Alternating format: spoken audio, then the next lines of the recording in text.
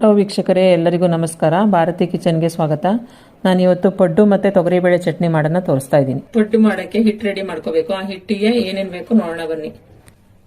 3 cup ಅಕ್ಕಿ, 3 cup ಅಕ್ಕಿಗೆ 1 cup ಉದ್ದಿನಬೇಳೆ, ದಪ್ಪ ಅವಲಕ್ಕಿ 1 ಕಪ್, ಜೀರಿಗೆ 1 ಚಮಚ, ಧನಿಯಾ 2 ಚಮಚ, ಮೆಂತ್ಯ 1 ಚಮಚ, ಒಣಮೆಣಸಿನಕಾಯಿ 4 ರಿಂದ 5, 2 ಚಮಚ ಕಡಲೆಬೇಳೆ.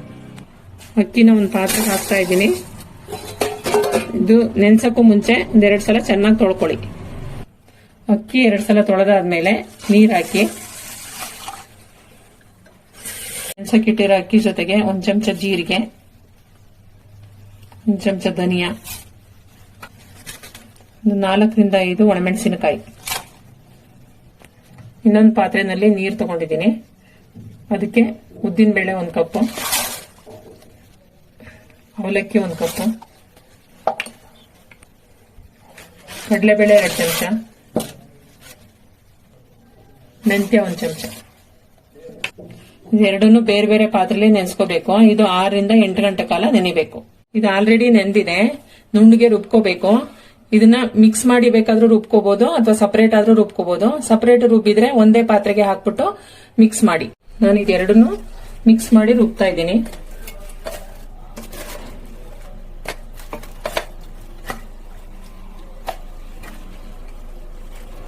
ಈ ತರ ರುಬ್ಕೊಂಡು ಒಂದು ಪಾತ್ರೆಗೆ ಹಾಕೊಳ್ಳಿ. ರುಬ್ಬಾಗಿದೆ, ಪಾತ್ರೆಗೆ ಹಾಕ್ತಾ ಇದ್ದೀನಿ. ರುಚಿಗೆ ತಕ್ಕಷ್ಟು ಉಪ್ಪು. ನಾನಿಲ್ಲಿ ಕಲ್ಲುಪ್ಪು ಬಳಸ್ತಾ ಇದ್ದೀನಿ. ನೀವು ಪುಡಿ ಉಪ್ಪು ಬೇಕಾದ್ರೂ ಬಳಸ್ಕೊಳ್ಳಿ.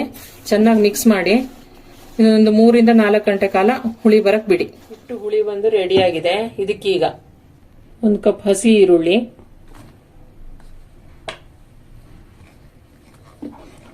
1 ಚಮಚ ಸಕ್ಕರೆ ಹಾಕಿದ್ರೆ ಒಳ್ಳೆ ಕಲರ್ ಬರುತ್ತೆ.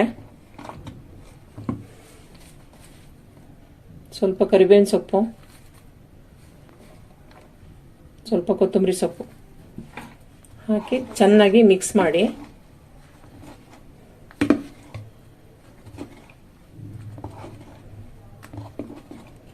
ಪಡ್ಡು ಹಿಟ್ಟು ರೆಡಿ ಆಗಿದೆ.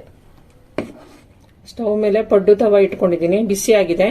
ಇದಕ್ಕೆ ಸ್ವಲ್ಪ ಎಣ್ಣೆ ಹಾಕ್ತಾ ಇದ್ದೀನಿ. ಪಡ್ಡುಗೆ ಸ್ವಲ್ಪ ಎಣ್ಣೆ ಜಾಸ್ತಿ ಬೇಕು, ನೋಡ್ಕೊಂಡು ಹಾಕೊಳ್ಳಿ. ಉಪ್ಪು ಹಾಕ್ತಾ ಇದ್ದೀನಿ. ಪೂರ್ತಿ ತುಂಬಾ ತನಕ ಹಾಕೋಬೇಡಿ, ಸ್ವಲ್ಪ ಕಮ್ಮಿ ಹಾಕೊಳ್ಳಿ.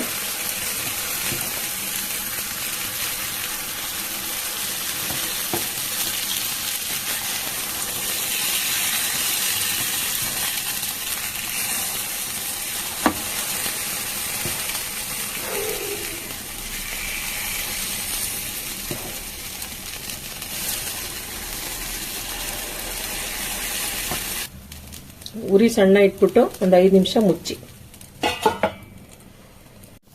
ಪೂರ್ತಿ ಬೇಯೋ ತನಕ ಬಿಡಬೇಡಿ. ಇಷ್ಟ ಆದ್ಮೇಲೆ ಮಗ್ಚಾಕಿ. ಪೂರ್ತಿ ಬೇಯೋ ತನಕ ಬಿಟ್ರೆ ಸೀದೋಗತ್ತೆ.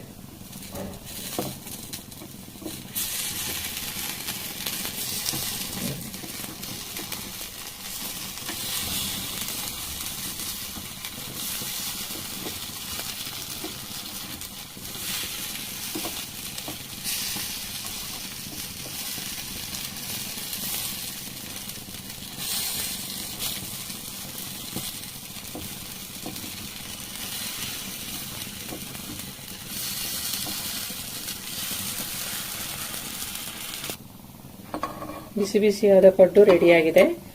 ಇದ್ರ ಜೊತೆಗೆ ಕಾಂಬಿನೇಷನ್ ತೊಗರಿಬೇಳೆ ಚಟ್ನಿ ಮಾಡ್ತಾ ಇದ್ದೀನಿ. ಅದನ್ನು ತೋರಿಸ್ತಾ ಇದ್ದೀನಿ ಇವಾಗ. ರುಚಿ ರುಚಿಯಾದ ಪಡ್ಡು ರೆಡಿಯಾಗಿದೆ. ಇದಕ್ಕೆ ಕಾಂಬಿನೇಷನ್ ತೊಗರಿಬೇಳೆ ಚಟ್ನಿ ಮಾಡ್ತಾ ಇದ್ದೀನಿ. ಅದನ್ನು ತೋರಿಸ್ತಾ ಇದ್ದೀನಿ. ಚಟ್ನಿ ಮಾಡೋಕ್ಕೂ ಮುಂಚೆ ತೊಗರಿಬೇಳೆನ ಹುರ್ಕೋಬೇಕು. ಕೆಂಪುಗೆ 3/4 ಕಪ್ ತೊಗರಿಬೇಳೆ ತಗೊಂಡಿದ್ದೀನಿ.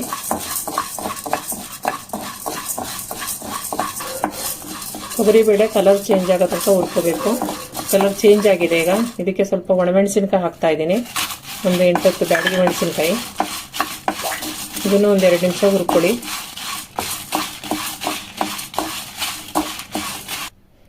ಹುರಿದಾಗಿದೆ.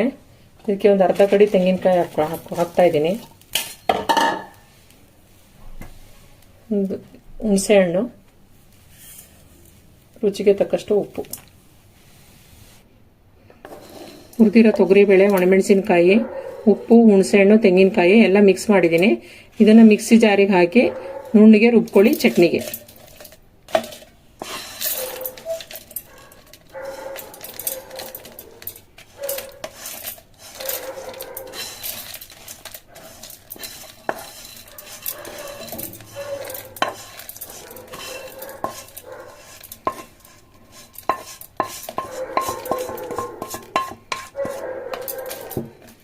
ಚಟ್ನಿ ರುಬ್ಕೊಂಡಾಗಿದೆ.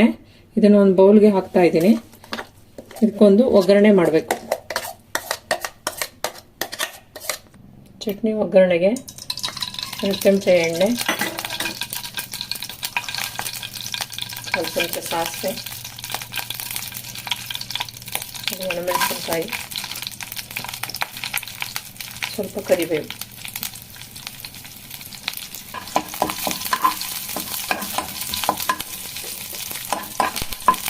ಚಿಟಿಕೆ ಇಂಗು.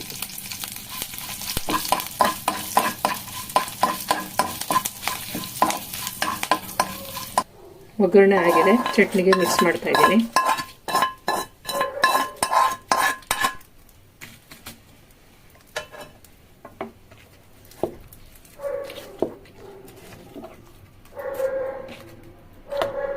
ಈ ಚಟ್ನಿಗೆ ಹಸಿ ಈರುಳ್ಳಿ ಹಾಕ್ತಾ ಇದ್ದೀನಿ. ಹಸಿ ಈರುಳ್ಳಿ ಹಾಕಿದ್ರೆ ಟೇಸ್ಟ್ ತುಂಬಾ ಚೆನ್ನಾಗಿರುತ್ತೆ.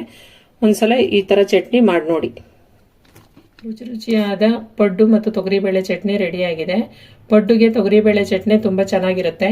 ನೀವು ಒಂದ್ಸಲ ಈ ತರ ಟ್ರೈ ಮಾಡಿ ನೋಡಿ. ಈ ವಿಡಿಯೋ ನಿಮಗೆ ಇಷ್ಟ ಆಗಿದ್ರೆ ಲೈಕ್ ಮಾಡಿ, ಶೇರ್ ಮಾಡಿ, ಸಬ್ಸ್ಕ್ರೈಬ್ ಮಾಡಿ.